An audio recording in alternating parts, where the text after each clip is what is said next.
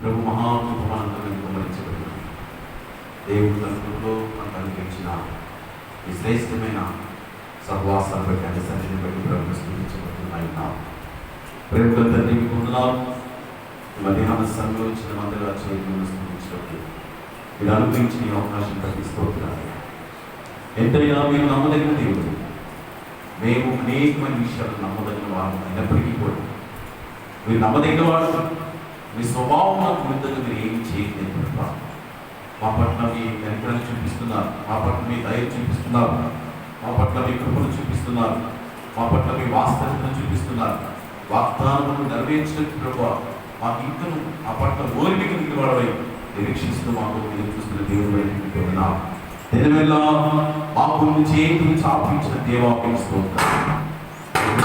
ఉపరించి ఈ స్థితిని మాకు స్థుతిస్తూ కొద్ది నిమిషాలు నాతో మాతో మమ్మల్ని మాట్లాడి మమ్మల్ని బలపరచమని మీ కృపా బాబుని మా అందరినీ ఉపయోగించి దర్శించి మాట్లాడుతున్నప్పుడు ఏదో ఎవరి కోసమో మాట్లాడుతున్న మాట కాదు. నాతో మీరు మాట్లాడుతున్నారు, మాతో మీరు మాట్లాడుతున్నారు. ఈ మాటలు జీవముగా ఉంటున్నారు. ఈ మాటలో శక్తి ఉంది, ఈ మాటలో స్వస్థత ఉంది, ఈ మాటలో ఆదరణ ఉంది, ఈ మాటలో ఒక విస్తారమైన నేను శక్తి తాగడం కనుక మాకు పట్ల విశ్వాసాన్ని వినయాన్ని సహాయం చేయండి. నన్ను మమ్మల్ని బలపరిచి యోగ్యులంగా మీ దేహంలో మీ శరీరంలో మీ రక్తంలో చేయవేసి మమ్మల్ని సిద్ధపరచమని యేసు అతి పరిశుద్ధ నామంలో ప్రార్థించున్నాము తండ్రి. ఆమేన్. ఆమేన్.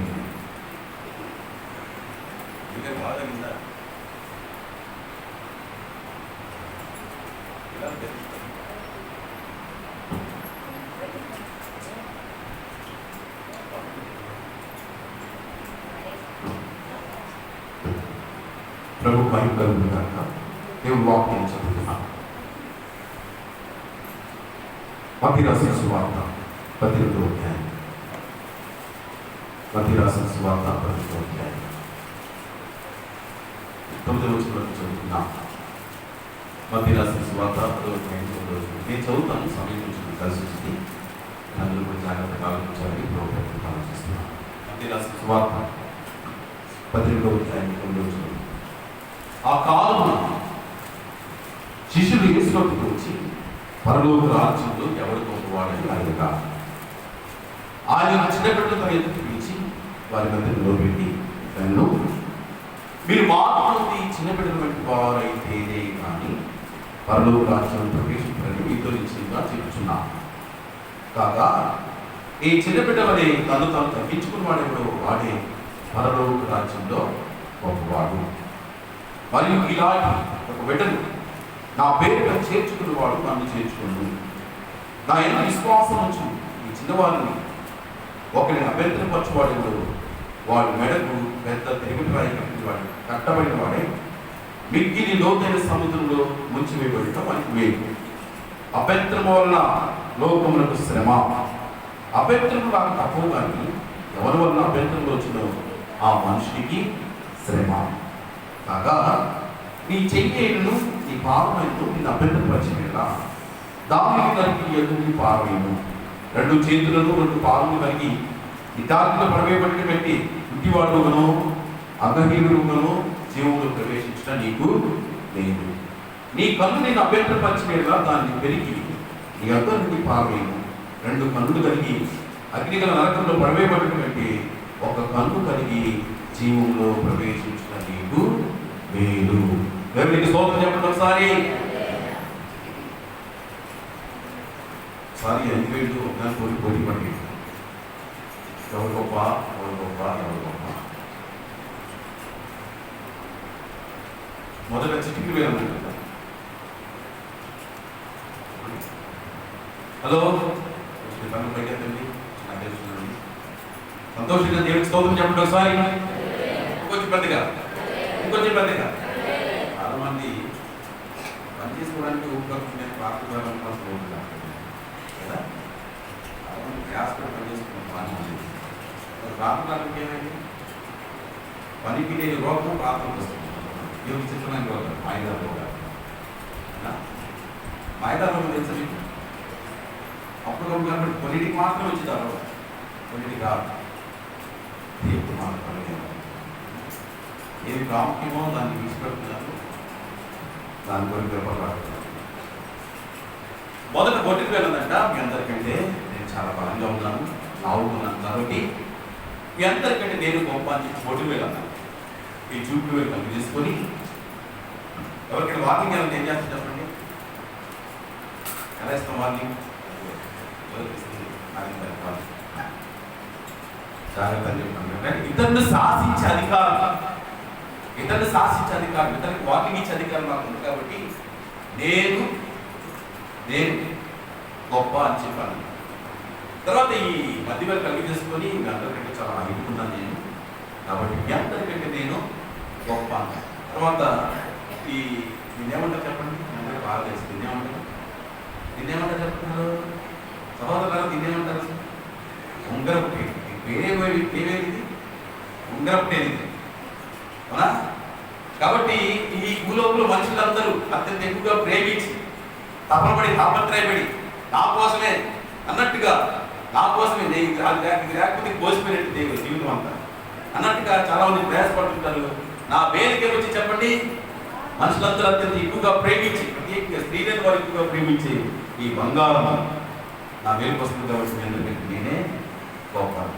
చివరిగా చిక్కిన వేలు తీసుకొని మంచిది మీ అందరూ నేను గొప్పంటున్నాను, నువ్వు లావుగా ఉన్నావు కాబట్టి నేను గొప్పండి, నేను ఇతరుని శాసించే అధికారం కలిగినాను కాబట్టి నేను గొప్పండి, అందరికంటే ఎత్తుగా ఉన్నాను, హైగా ఉన్నాను కాబట్టి నేను గొప్పండి, అలాగే నీ వేలుకు బంగారం వస్తుంది కాబట్టి నేను గొప్ప అని చెప్పుకుంటున్నాను. అయితే మీ అందరికంటే నేనే గొప్ప. దేవుడి సన్నిధికి వెళ్ళినప్పుడు దేవునికి వందనాలు నమస్కారం చేసినట్టు ఎవరుంటారు? మీ అందరికి వందనాలు. ఎవరున్నారు? చిటికి. కాబట్టి మీ అందరికంటే నేనే గొప్ప. అంటే ఎవరు గొప్ప? చాలా మందిని మనకున్న బలాన్ని చూసి మనం గొప్ప అనుకుంటాం, చాలా మందిని మనకున్న అధికారాన్ని చూసి మనం గొప్ప అనుకుంటాం, చాలా మందిని అందరికంటే ఉన్నతమైన స్థానంలో, హెచ్చైన స్థానంలో, హెచ్చింపైన స్థానంలో ఉన్నాం కాబట్టి మనం గొప్ప అనుకుంటాం. చాలా మందిని మన దగ్గరికి ఎవరి దగ్గర లేనంత వెండి బంగారం ఉన్నాయి కాబట్టి మనం గొప్ప అనుకుంటాం. కానీ దేవుని పిల్లలుగా ఏది గొప్ప, ఏది దిబ్బ అంటే ఏది గొప్ప? పేరు గొప్ప కాదు, ఊరి దిబ్బ కాదు. ఏది గొప్ప? దేవుని సన్నిధిని మొదటిగా ప్రేమించి ఆయనతో కలిసి జీవించేవారే గొప్ప. ఎందుకంటే వాక్యం సెలవిస్తుంది, మనకున్న బలం కావచ్చు, మనకున్న అధికారం కావచ్చు, మనకున్న హెచ్చింపులు కావచ్చు, మనకున్న వెండి బంగారం కావచ్చు, ఒకనాటికి ఏమైపోతుంది చెప్పండి? ఏమైపోతే దేన్ని చూసుకునేది ఈనాడు అతిశయిస్తున్నామో, దేన్ని చూసేస్తే గర్వంతో మాట్లాడుకుంటామో, దేన్ని చూసైతే మనం పొగరుగా ప్రవర్తిస్తుంటామో అది ఒక నాటికి ఏమవుతుంది చెప్పండి? అయితే గీతే అవి మనం విడిచిపోతాయి, లేకపోతే మనమన్న వాటిని విడిచిపెట్టి వెళ్ళిపోతాయి. కానీ దేవుడు వాక్యం చెప్తుంది కదా, ప్రభు చిత్తము జరిగించువారు నిరంతరము దేవుని స్తోత్రం కలుగుతారు. ఎవరు నిలుస్తారంటే నిరంతరము ప్రభు చిత్తము జరిగించువారు నిరంతరము నిలుచును.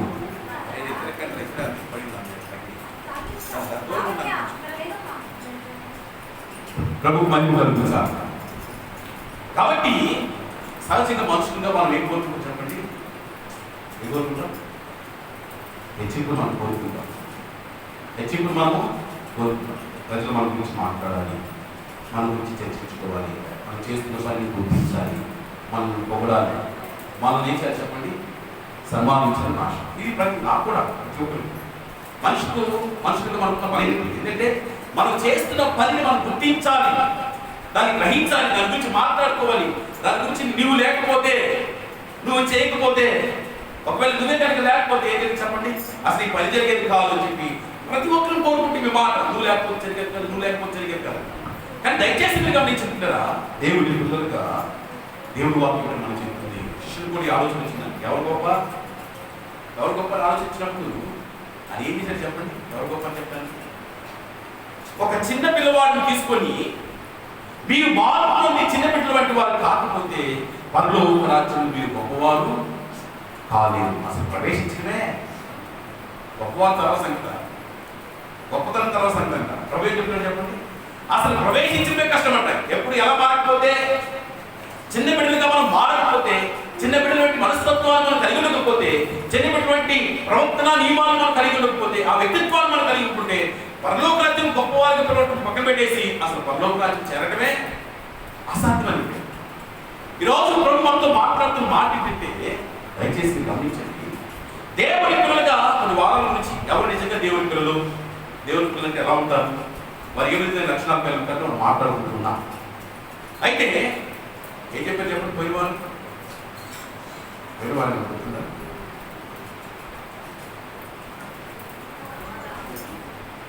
దేవుని పిల్లలకి ఎవరు? మీరే దేవుని పిల్లలని దేవుడు మనతో మాట్లాడారు. దేవుని పిల్లలు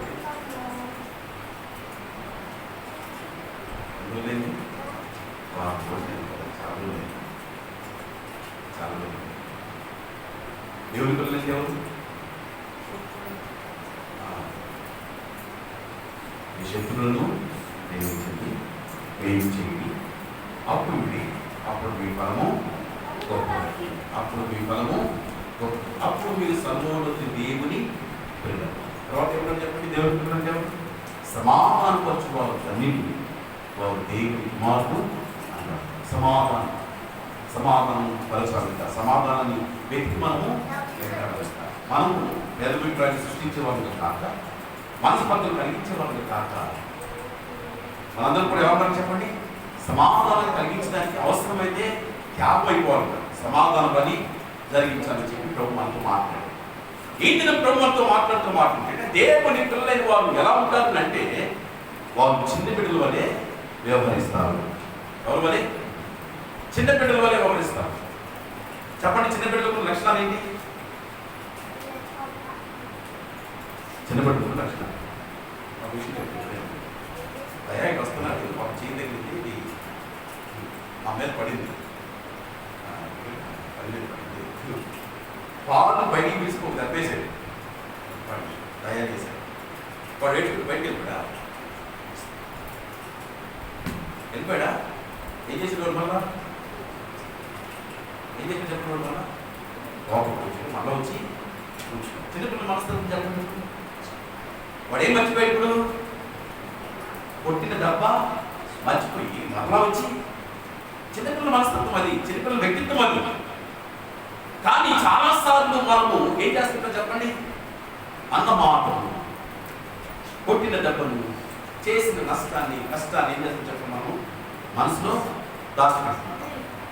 దానివల్ల అవతల వాడికంటే ఎవరైతే మనం కొట్టాడో, ఎవరైతే మనం అవమానించాడో, ఎవరైతే మనం నిందించాడో, ఎవరైతే మనం గాయపరిచాడో, ఎవరైతే మనకు నష్టం కలిగించాడో, దేవుడు వాక్యం చెప్తున్న మాట ఏంటంటే, మీరు చిన్న బిడ్డలు వంటి వారు కావాలంటే మర్చిపోవాలి. వెంటనే చిన్నపిల్లలకు స్వభావం అదే, మరి వెంటనే మర్చిపోయాడు, మళ్ళీ వచ్చి వెంటనే కూర్చున్నాడు. ఎందుకంటే వాళ్ళ స్వభావం అది కాబట్టి మనం కూడా అలాంటి వారు కావాలి. చాలాసార్లు మనము దాచిపెట్టుకునే స్వభావాన్ని, నిలుపుకునే స్వభావాన్ని కలిగి ఉంటాం. కాబట్టి ఏం జరుగుతుంది చెప్పనా? అది అవతల వాడి కంటే మనకి ఎక్కువగా నష్టాన్ని కలిగిస్తుంది. తన కోపమే తనకు శత్రువు, తన శాంతమే తనకు రక్ష. ఎందుకు మనము సమాధానం కలిగి ఉండాలి? ఎందుకు మనం ప్రేమించాలి? ఎందుకు మనం క్షమించాలి? ఎందుకు మనం ఓర్చుకోవాలి? ఎందుకు మనం సహాయం చేయాలి? ఎందుకు మనము ప్రార్థించాలంటే అవతల గురించి కాదు. అసలు ముందు అవతల గురించి కాదు. మనం నెమ్మదిగా ఉండాలి, మనం సమాధానంగా ఉండాలి, మనం సంతోషంగా ఉండాలి. మనం ఏం చేయాలి చెప్పండి? ఆనందంగా జీవించడానికి దేవుడు పెట్టిన మార్గం ఇది. చాలాసార్లు కోపం ఉన్న వ్యక్తి, లేకపోతే ఏదైనా దాచుకుంటే ఏం చేసి చెప్పండి? ఆ వ్యక్తి ఖచ్చితంగా ఏం చేస్తుంది? నెమ్మది లేకుండా, సమాధానం లేకుండా, సంతోషం లేకుండా, ఆనందం లేకుండా ఏం చేస్తుంది? ఎవరైతే దాన్ని దాచిపెట్టుకొని ఉంటారో ఆ వ్యక్తి దాన్ని కలిగి ఉంటారు. అది బయట వాడి కంటే అది దాచుకున్న వాడికి ఎక్కువ నష్టం కలిగిస్తుంది. ఎవరికి స్తోత్రం కలుగుతా. అది ప్రభు ఏం చెప్పాడు చెప్పండి? కోపపడు కానీ పాపం చేయదు. కోపం న్యాయమే, కానీ కోపం పాపం ఎప్పుడైందంట? ప్రభు చెబుతున్నాడు కదా, మీ కోపాన్ని సూర్యుడు అస్తమించేదాన్ని సెపరేట్ చేసుకుంటాడు. అంటే కోపం న్యాయమైందే, కానీ దాన్ని దాచుకుంటే అదేమని చెప్పండి? పాపం. అన్నదమ్ములు ఇద్దరు దేవుడికి బలర్పించినట్టు వచ్చారు. ఎవరో చెప్పండి? కయ్యను ఏమే. దేవుడు ఏమేను అతను అర్పణని అంగీకరిస్తే దాన్ని బట్టి కయ్యూకి ఏమొచ్చింది చెప్పండి? ఏమొచ్చింది? కోపం వచ్చింది. కోపం వచ్చింది. అయితే కోపం కొన్నిసార్లు మానవులు కాబట్టి, మనిషి స్వభావం కలిగిపోతుంది కాబట్టి, ఎక్కడైతే మనం తృణీకరించబడుతుంటామో, ఎక్కడైతే మనము నిర్లక్ష్యం చేయబడుతుంటామో, ఎక్కడైతే మనము ఛేదన చేయబడుతుంటామో, కొంచెం మనసుకి ఏమొచ్చినప్పుడు మనసుకు మనకి కొంచెం కోపం వచ్చింది, బాధ కలిగింది. అయితే ఏం చేసేది చెప్పండి? ఇందులో ఆ కోపాన్ని తీసివేసుకోకపోతే ఏం జరిగింది చెప్పండి? ఒకవేళ సూర్యుడు అస్తమించే లోపు దాన్ని తీసుకెళ్ళిపోతే కోపం అంట పగగా మార్చబడుతుంది. ఏంగా మార్చబడుతుంది? పగ. పగ ఏం చేసి చెప్పనా? క్రోధానికి తీసుకెళ్ళి. క్రోధం, కోపము, పగ, క్రోధము. క్రోధము చాలా మూర్ఖమైనది. ఆలోచన ఏమన్నది? ఆ క్రోధానికి ఏమన్నా చెప్పండి? హద్దులుండవు. ఆ క్రోధం ఎలా ప్రవర్తిస్తుందో దానికి అర్థం కాదు, ఎలా ఉంటుందో అర్థం కాదు. అవతల వారికి అది ఏ నష్టాన్ని కలిగిస్తుందో అర్థం కాదు, ఏ బాధ కలిగిస్తుందో అర్థం కాదు, ఏ వేదన కలిగిస్తుందో అర్థం కాదు. ఆ క్రోధం అనేది చాలా మూర్ఖమైన దయచేసి గమనించండి. కాబట్టి దేవుడి పిల్లలుగా ఎవరు దేవుడి పిల్లలు అంటే చిన్న బిడ్డల వంటి వాళ్ళు మాత్రమంటే వాళ్ళు మర్చిపోయే తత్వాలు కలిగి ఉండాలి. వెంటనే ఏం చేయాలి చెప్పండి? సూర్యుడు అస్తమించులో దాన్ని ఏం చేయాలి? మనం సెపరేట్ చేసుకోవాలి. దయచేసి ఎన్ని గమనించాలి. కయ్యూను కోపాన్ని దాచిపెట్టుకున్నాడు. అది పగగా మార్చబడింది. ఆ పగ కాస్త ఏమీ చెప్పండి? క్రోధంగా మార్చబడి తన తమ్ముడిని ఎవరు చెప్పింది చెప్పండి? తన తమ్ముడి స్వంత రక్త సంబంధీ వ్యక్తిని తమ్ముడిని చెప్పేలా చేస్తుంది. అందుకని దయచేసి గమనించారు కదా, దేవుడి పిల్లలుగా మనం ఎలా జీవించాలో ప్రభు చెప్తున్నాడు. దాచిపెట్టుకోకండి. దేవుడు వీటిని వద్దన్నాడు. ఎందుకంటే నేనేమంటానంటే, ఎవరిలో అయితే నివాసం చేస్తుందో, దేవుడు వద్దన్నవి మన నివాసం చేస్తున్నప్పుడు అది మనకు నిద్రలేమి కలిగిస్తుంది.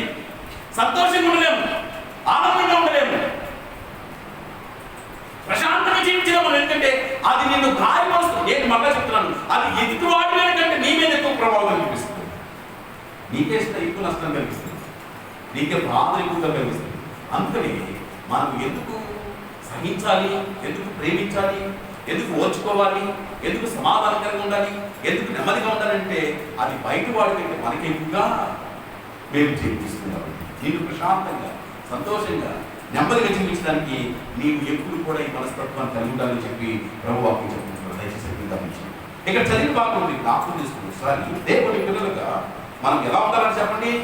ఎలా ఉంటారంట అని అంటే చూడండి. కాగా చూస్తున్నాం, మీరు మహాత్ముని బిడ్డలు వంటి వారైతేనే కానీ పరలోక రాజ్యంలో ప్రవేశించాలని మీతో నిశ్చయంగా చెప్పుచున్నాను.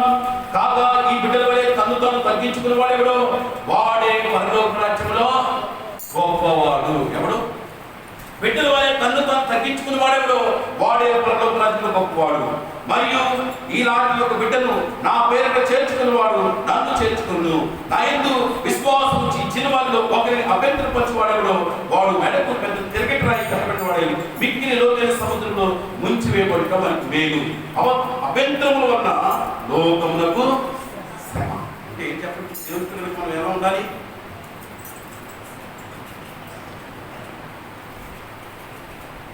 చెప్పండి. ఒక పని జరుగుతున్నప్పుడు, ప్రభు పని జరుగుతున్నప్పుడు, ప్రభు పనిలో మనం పాలుభాగస్తున్నప్పుడు ఏం చేయాలి చెప్పండి? దేవుని పిల్లలుగా ఏం చేయాలి చెప్పండి? దేవుని హలో వాక్యం అభ్యంతరముల వలన లోకమునకు శ్రమ అన్నాడంటే, ఎవడైతే దేవుని పని అంటే ఒక వ్యక్తి దేవుని వరకు ప్రయాసపడుతున్నప్పుడు, దేవుని కొరకు బ్రతకాలని, దేవుని కొరకు పని చేయాలని, దేవుని కొరకు ప్రయాసపడాలని, దేవుని పనిలో పాల్గొవాలని, పరలోక రాజ్యం కొరకు తప్పపడుతున్నాడో ఆ వ్యక్తి దేవుని కొరకు ప్రయాసపడటానికి దేవుని పిల్లలకు మనం ఏం చేయాలని చెప్పండి? ఏం చేయాలంట? సహకారులుగా ఏం చేయాలి చెప్పండి? మనం సహకారులుగా ఉండాలి. ఎలా ఉండాలి? మనం సహకారులుగా ఉండాలి. అభ్యంతరం వల్ల లోకమునకు శ్రమ అంటే ఎవరైతే దేవుని పనిని చేయవలసిన వారు, దేవుని పనిని సహకరించవలసిన వారు సహకరించకపోతే, ఒక వ్యక్తి దేవుని సన్నిధికి రావడానికి, దేవుని పని చేయడానికి మనం ఆటంకాలుగా ఉంటే, వాక్యం సూటిగా చెప్తున్న మాట ఏంటంటే అభ్యంతరాలు ఖచ్చితంగా వస్తాయి. రావాలి చెప్పట్లేదు, అభ్యంతరాలు ఖచ్చితంగా వస్తాయి. కానీ ఇక్కడ సమస్య ఏంటంటే ఎవరి వలన వస్తాయో వారికి ఏంటంటే చెప్పండి? ఎవరి వలన వస్తాయి. వాళ్ళకేమొచ్చిందంటే వాళ్ళకేమొచ్చి చెప్పండి, సమ్మాన ఏమొచ్చింది? శ్రమ. ఏం చెప్తున్నాడు ప్రభు ఈ మధ్యాహ్న సమయంలో మాట్లాడి? దేవుని పిల్లలైన వారు ఒకరినొకరు ప్రోత్సహించుకునేవారు, ఒకరినొకరు పురుకొల్పుకునేవారు. దయచేసి గమనించండి, దేవుని పని చేస్తున్నప్పుడు మన యొక్క పనితీరు ఎలా ఉండాలంటే, చూడండి ఒకసారి మాట్లాడుతున్నాడు లూకాసు వార్త 16వ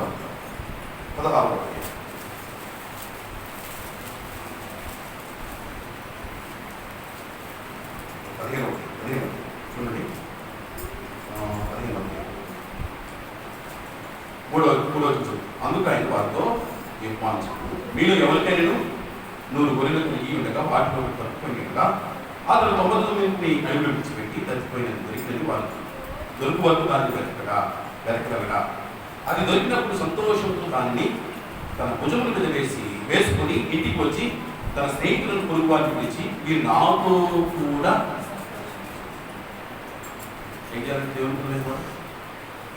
వీరు నాతో కూడా సంతోషించండి.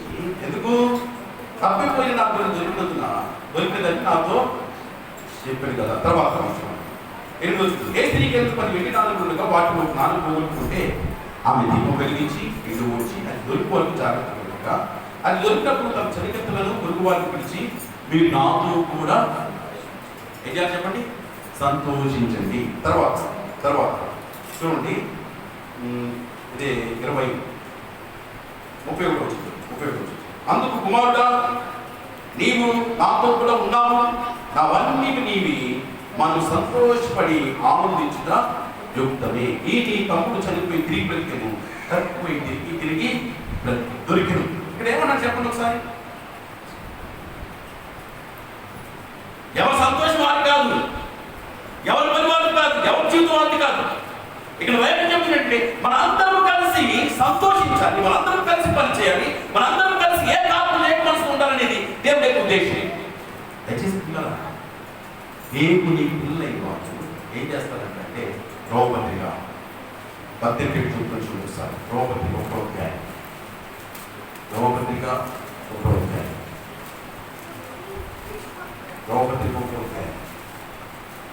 11 చదువుతాం. రోమపత్రిక 1:11 మీరు స్థిరపడవద్దని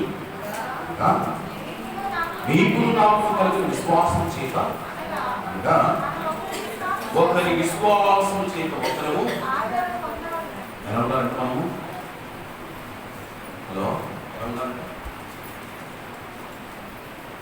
మరొకరి సంతోషం పాలువారు కాబట్టి అంత మాత్రమే కాదు. మనం ఎలా ఉండాలని చెప్పండి? ఒకరి విశ్వాసం చేత ఒకరి ఏం చేయాలని చెప్పండి? ఆదరణ పొందుకోవాలి. ఇది దేవుడి పిల్లల యొక్క లక్షణం, ఇది దేవుడి పిల్లల యొక్క మనస్తత్వం. మనం ఒకరితో ఒకరు మనసు కలిగిన వారమై ఉండాలని దేవుడి యొక్క ఉద్దేశం. కానీ దయచేసి గమనించండి, దేవుడి పని ఇలా జరగాలని ప్రభు నిర్ణయించారు. ఇలా నిర్ణయించినప్పుడు ఒకవేళ మనం ఆ పనికి సహకారంగా ఉండాలి ప్రభు యొక్క ఉద్దేశం.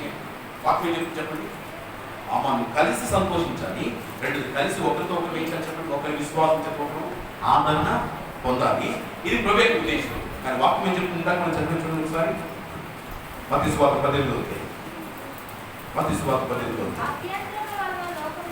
అభ్యంతరం వలన లోకములకు శ్రమ, అభ్యంతరం రాక తక్కువ కానీ ఎవరి వలన అభ్యంతరం వచ్చునో ఆ మనుషునికి శ్రమ. చూడండి ఇక్కడ ఏమంటారు, ఏం పేరు చెప్పండి? నా యొక్క విశ్వాసం నుంచి ఈ చిన్నవారిలో ఒక అభ్యంతరం పచ్చువాడేవాడు, వాడు బయటకు పెద్ద తిరగట్రా కష్టపడిన వాడే మిక్కిలి లోతైన సముద్రంలో పడవేయబడ్డ వారికి మేలు. ఏం పేరు చెప్పండి? ఏం పేరు? అభ్యంతర పరచడం కంటే ఏం పేరు అంటారు ఇక్కడ చూడండి. వాడు బయటకి తిరగట్రా సముద్రంలో పడవేయటము. దేవుడు ఎంత సీరియస్ గా మాట్లాడుతున్నాడు, ఎంత ఖచ్చితంగా మాట్లాడుతున్నాడు. అభ్యంతరము ఖచ్చితంగా వస్తే దేవుడు చెప్తున్నాడు, దేవుడి పని జరుగుతున్నప్పుడు, దేవుడి కొరకు బ్రతకాలనుకున్నప్పుడు, దేవుడి పని చేయాలనుకున్నప్పుడు, దేవుడి కొరకు తీర్మానం చేస్తున్నప్పుడు, దేవుడి కొరకు ప్రయాసపడాలనుకున్నప్పుడు ఖచ్చితంగా అభ్యంతరాలు వస్తాయి.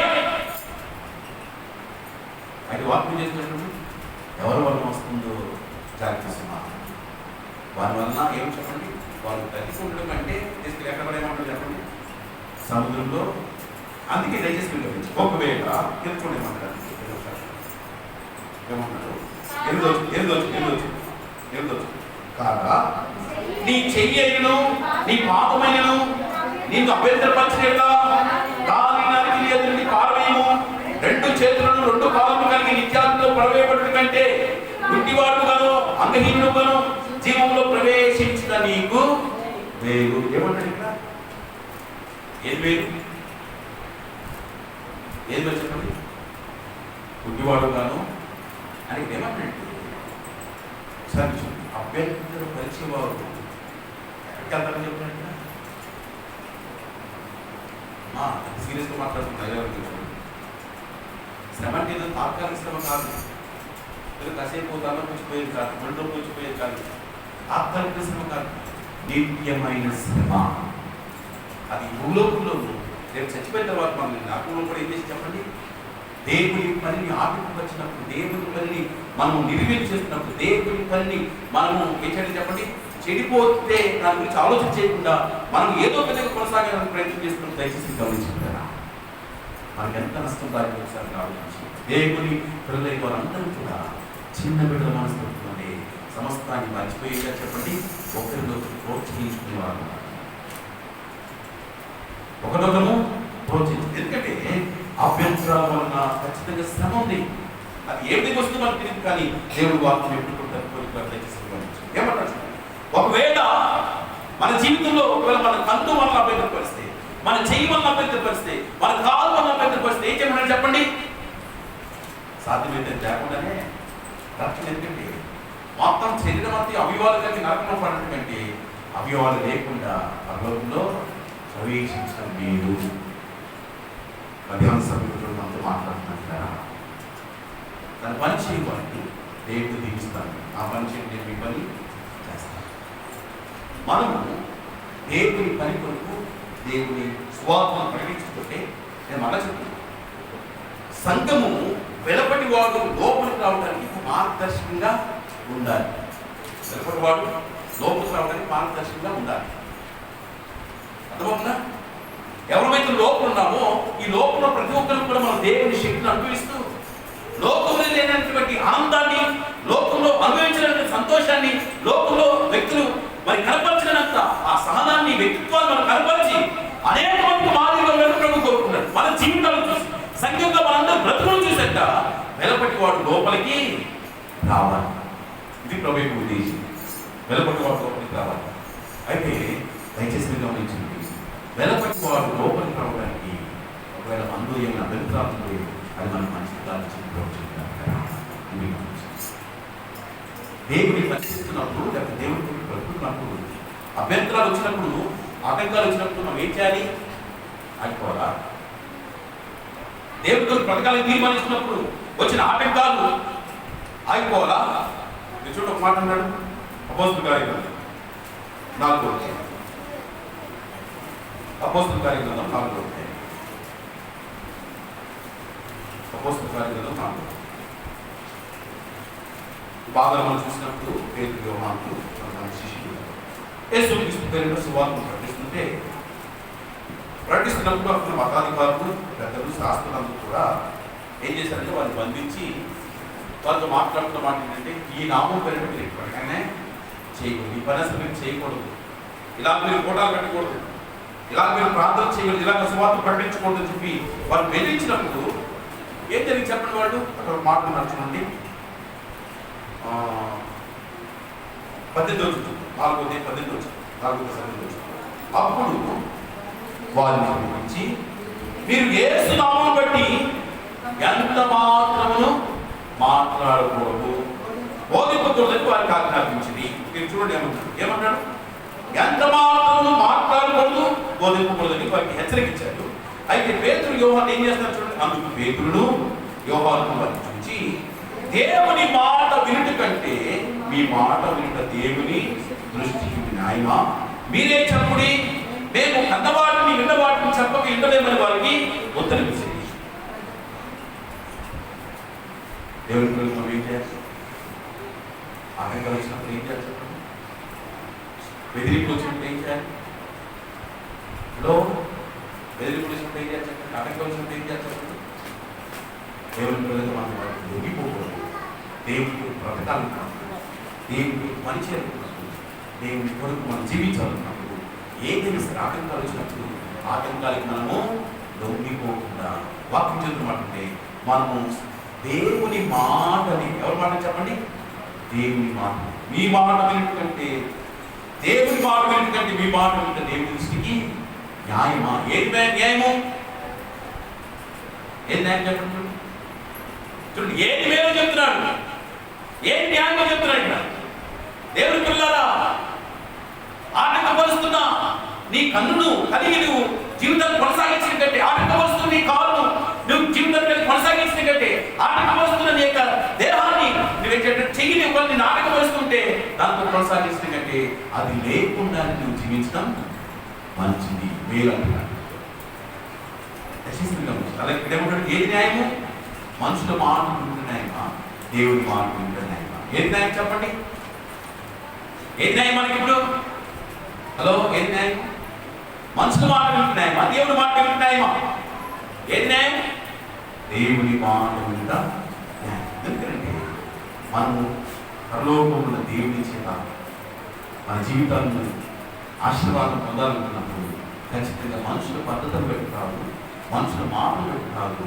ఆయన ఏమి నిర్ణయించాడు, ఏ పద్ధతి పెట్టాడు, ఏ సిస్టమ్ పెట్టాడు, ఆ సిస్టాన్ని మనం లోపడినప్పుడు మాత్రమే దేవుని శక్తిని మనము అనుభవిస్తాం. మనం దేవుని పిల్లలంటానికి రుజువనే ఇవి ప్రతిష్ఠించాలి. కాబట్టి ఈ మధ్యాహ్న సమయంలో ప్రభు మనతో మాట్లాడుతున్న మాట ఎవరు దేవుని పిల్లలు? ఎవరు దేవుని పిల్లలు చెప్పండి? దేవుని పిల్లలు ఆటంకపరిచేవారు కాదు, ఆటంకాలు సృష్టించేవారు కాదు, భేదాభిప్రాయాలు కలిగించేవారు కాదు. దేవుని పిల్లలు శత్రువుని సహా ప్రేమించగలిగేవారు, శత్రువుకు మేలు చేసేవారు, శత్రువుని సహాయం చేసేవారు. దేవుని పిల్లలు ఎవరు చెప్పండి? దేవుని పిల్లలు ఎవరు? అసమాధానానికి, అశాంతి, అవరోధాలకు కాల్పోడు, సమాధానాన్ని వెంటబెట్టేవాడు వారు, ఐక్యతను, ఏకత్వాన్ని కాపాడుకున్నట్టు అవసరమైన సమాధానం అయితే అమలు అయిపోయేవారు దేవుని పిల్లలు. ఎవరు దేవుని పిల్లలు అంటే? చిన్న బిడ్డలాగా చేసిన కీడు అన్న మాటలు, కొట్టిన దెబ్బలు మర్చిపోయి తిరిగి మరలా యథాస్థితిగా ఒక మనస్తత్వంలో ముందుకు సాగిపోయేవాడు దేవుడు. దేవుడికి స్తోత్రం కలిగిందాక. కాబట్టి ఈ మధ్య మనసులో మనతో మాట్లాడుతున్నారు కదా, మన వ్యక్తిత్వం ఎలా ఉంది, మన మనస్తత్వం ఎలా ఉందో ఒకసారి లేకుండా మనం పరిశీలించాలి. ఎందుకంటే మనుషుల మాటలు వింటుంటే ఎవరి మాట వింటే న్యాయము? దేవుని మాట.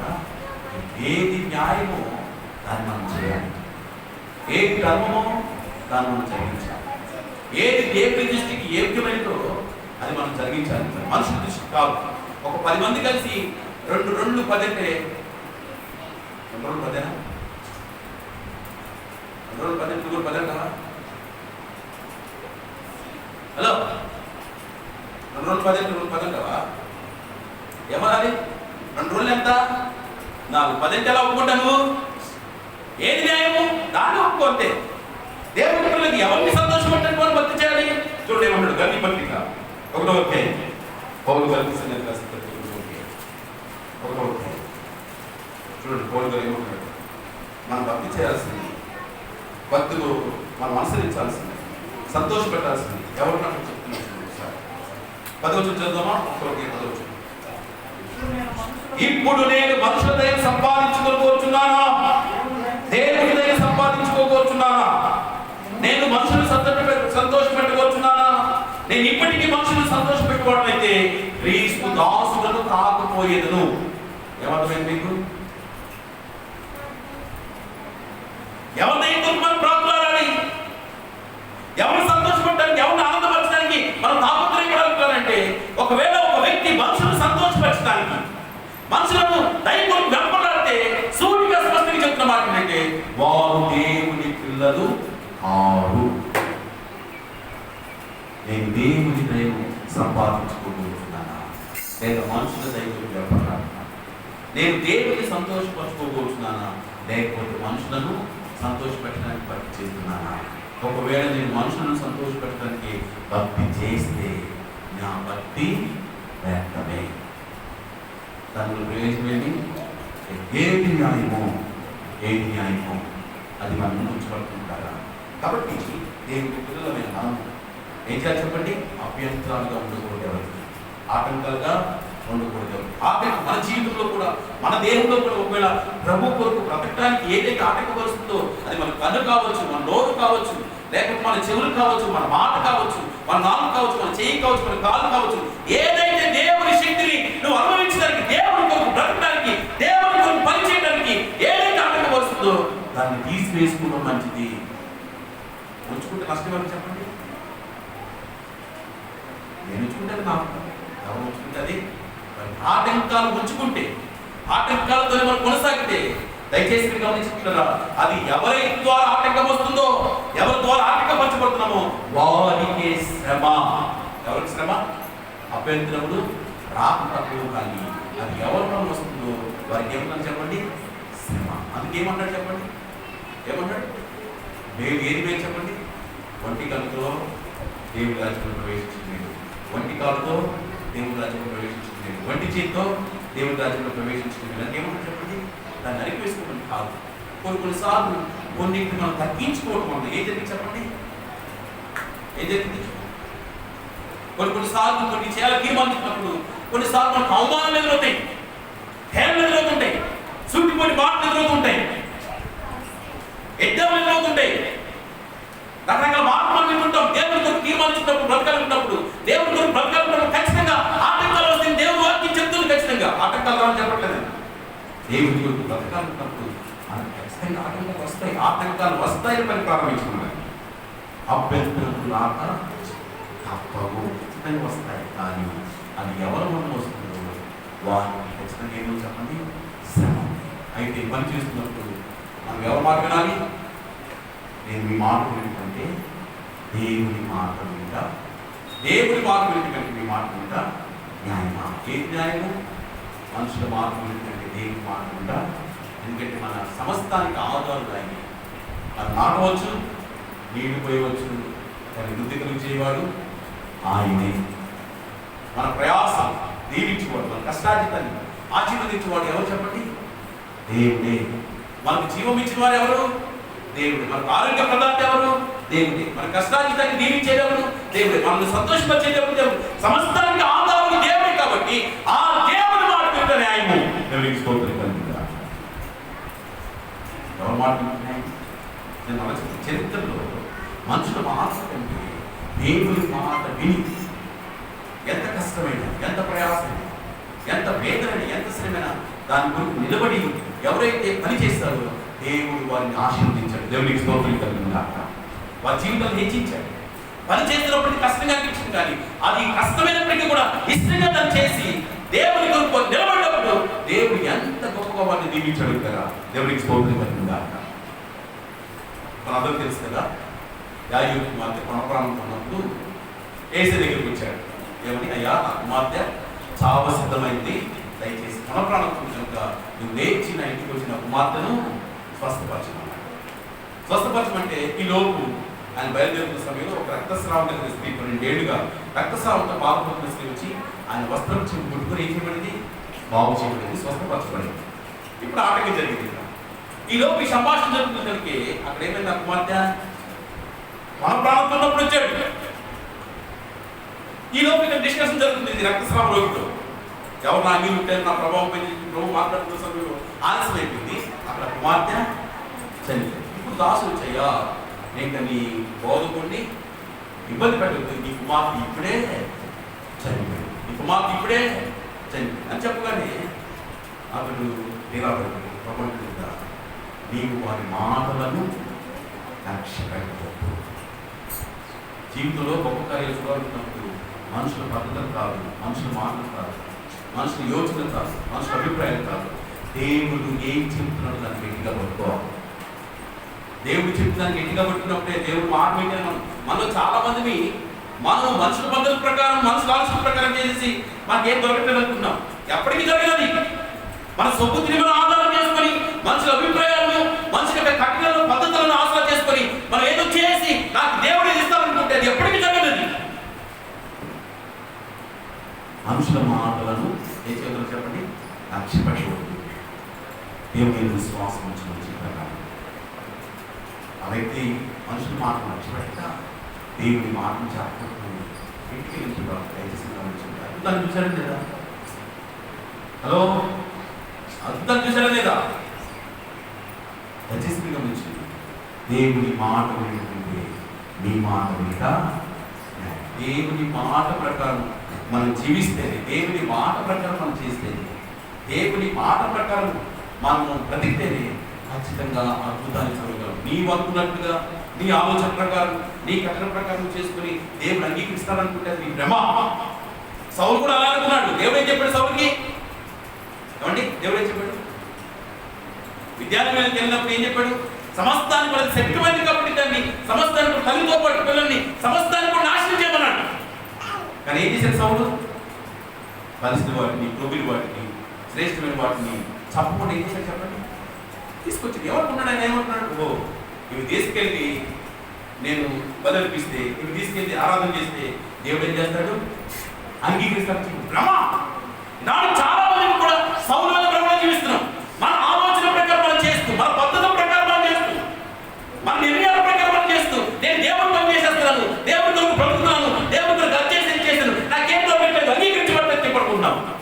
నేనేమంటున్నానంటే దేవుడు ముందుగా రాసి పెట్టాడు. ఎలా మనం బ్రతికితే, ఎలా మనం మాట్లాడితే, ఎలా మనం పనిచేస్తే, ఎలా ప్రభుత్వం జీవిస్తే మన జీవితాలు ధన్యకరంగా ఉంటాయో, దీవెనకరంగా ఉంటాయో, ప్రతి పరిస్థితుల్లో సంతోషించగలము, ఆనందించగలము. ప్రభు చెప్పాడు ముందుగా నీకు. నువ్వు చేసే ప్రతి పని కూడా, మాట్లాడే ప్రతి మాట కూడా, చేసే ప్రతి ప్రయత్నం కూడా దీనికి అనుకూలంగా ఉందని చూసుకోవాలి. మనసు పద్ధతిగా నేను ఖచ్చితంగా చెప్తాను.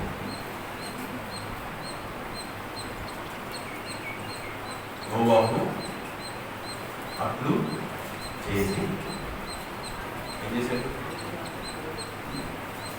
నోవాహు యెహోవా చెప్పిన దానంతటి ప్రకారం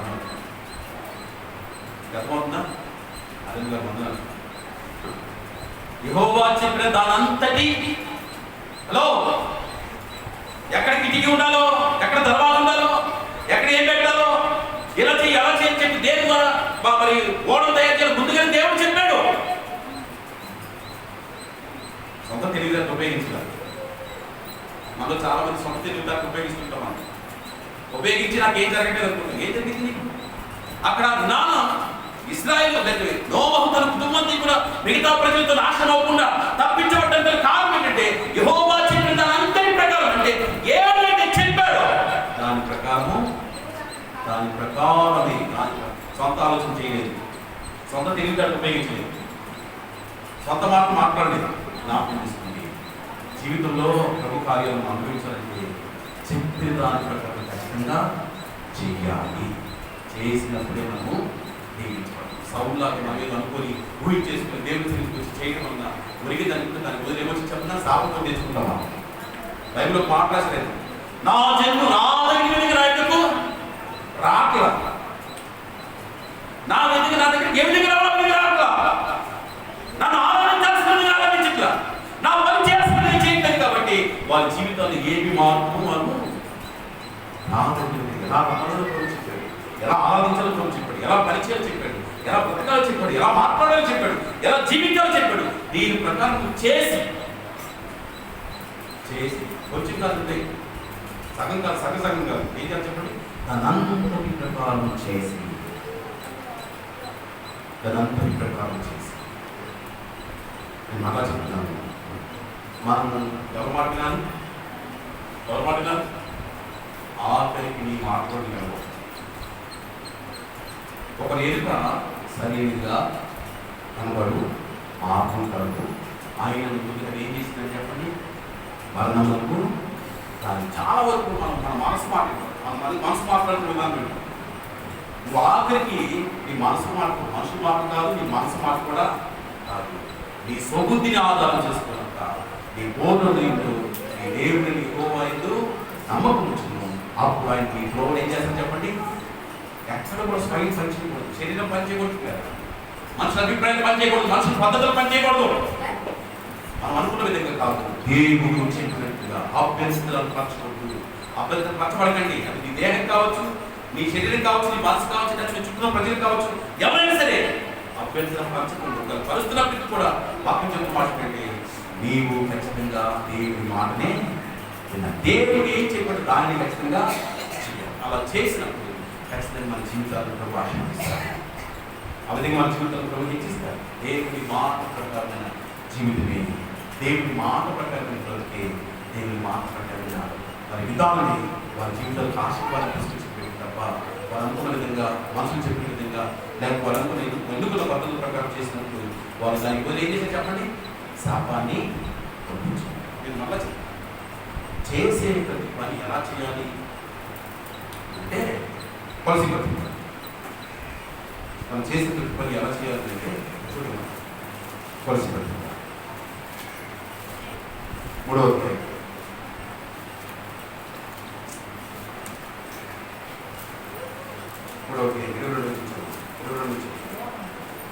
3:22 దాసులారా ఎవరినంట? దాసులారా మనుషులను సంతోషపెట్టుకోవాలన్నట్లు కంటికి కనబడవలని కాక ప్రభువునకు భయపడచ్చు, శుద్ధాంతఃకరణ గలవారై శరీరం బట్టి మీ యజమానులైన వారికి అన్ని విషయములలో విధేయులై ప్రభు వలన స్వాస్థ్యమును ప్రతిఫలముగా పొందుదుమని ఎరుగుదుము కనుక మీరేమి చేసినారు అది మనిషి నిమిత్తము కాక ప్రభు నిమిత్తము మనస్ఫూర్తిగా ఎలా చేయాలి? కొనుక్కుంటూ తిట్టుకుంటూ వేసరించుకుంటున్నా ఎలా చేయాలి? దేవుడి పని దాంట్లో చేయకపోవడం మంచిది. చేసి చాలా శాపాన్ని కొని తెచ్చుకోవడం అంటే చేయకుండా మౌనం కూర్చోడం మంచిది. ఒకళ్ళు చేయాలనుకున్నప్పుడు ఎలా చేయాలి? నువ్వు మనుషులను సంతోషపెట్టినట్లు కాక, మనుషులను ఆనందపరచేవాళ్ళు మనుషుల దృష్టికి కాక ఏం చేయమని చెప్పండి? మీరు జ్ఞాపకం చేసుకో, ప్రభు వలన నీకు స్వాస్థ్యము. ఎవరి వలన? ప్రభు వలన నీకు స్వాస్థ్యము ప్రతిఫలముగా పొందుమని ఎరుగుదుము కనుక. ఏమన్నాడు చూడండి, ఏమన్నాడు చూడండి, మీరు ఏమి చేసినాము అది మనుషుల నిమిత్తము కాక ప్రభు నిమిత్తమని మనస్ఫూర్తిగా చేయండి. ఎలా చేయాలి ప్రభు పని? ప్రభు కొరకు ఎలా బతకాలంట? ప్రభు పని ఎలా చేయాలి? ప్రభు కొరకు ఎలా బతకాలి? దయచేసి గమనించి చేస్తున్న పనిని దేవుడు చెప్పినట్టు మనం చేసిన ఖచ్చితంగా వాక్యం ఇప్పుడు చెప్తున్నట్టు చరిత్రలో చెప్తున్నది మీరు జ్ఞాపకం చేసుకుంటారు. ప్రభు నిమిత్తము ప్రతిఫలంగా పొందుతారు. రెండవది చేసే పని చేస్తాను. ఎబ్రీ పత్రిక 11వ అధ్యాయం. ఎబ్రీ పత్రిక మనం చేసే ప్రతి పని అంగీకరించడానికి ఎలా మనం చేయాలో అక్కడ మనం జ్ఞాపకం చేసుకుంటాం. ఎబ్రీ పత్రిక 11వ అధ్యాయం 4వ వచనం. 3 చూద్దామా? 3 సరే ఎబ్రీ పత్రిక 11వ అధ్యాయం మొదటి వచనం. విశ్వాసం అన్నది నిరీక్షించబడు వారి యొక్క అదృశ్యమైన వెలువను చూడైనది, దాన్ని బట్టి పెద్దలు శాశ్వతుని ప్రపంచమును దేవుని వాక్యం వలన నిర్మాణమైన మరియు అందును బట్టి దృశ్యమైన కనబడే పదార్థం చేత నిర్మింపబడేదని విశ్వాసం చేత గ్రహించుకుంటున్నాము. రెండి మాట, విశ్వాసమును బట్టి ఏబేలు కయ్యూని కంటే శ్రేష్టమైన బలి దేవునికి అర్పించెను. దేవునికి స్తోత్రం కలుగునుగాక. ఎలా చేయాలి మనం? మీరు ఏమి చేసినాను అది మనుషుల నిమిత్తం కాక ప్రభువును స్వాస్థ్యంగా ప్రతిఫలంగా పొందుతామని ఏమి ఏం చెప్పండి? చెప్పండి, మనస్ఫూర్తిగా చేయండి. చేసే పని ఎలా చేయాలి చెప్పండి? మనస్ఫూర్తిగా చేయాలి. రెండోది విశ్వాసాన్ని బట్టి. విశ్వాసం అంటే ఏంటి? చాలాసార్లు మాట్లాడుతున్నాం. What is faith? పైన ఉంది కదండి, మీకు ఆన్సర్ పైన ఉంది కదా, చదవండి. నిరీక్షించబడు వాటి యొక్క ఎదురుము అదృశ్యమైనవి ఉన్న వరకు రుజువున్నాయి. అంటే చేసే పని ఎలా చేయాలి మనం? ఎలా చేయాలి మనం?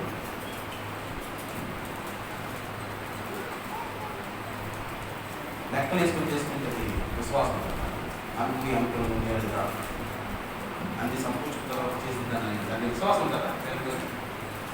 విశ్వాసం అంటే ఏంటి?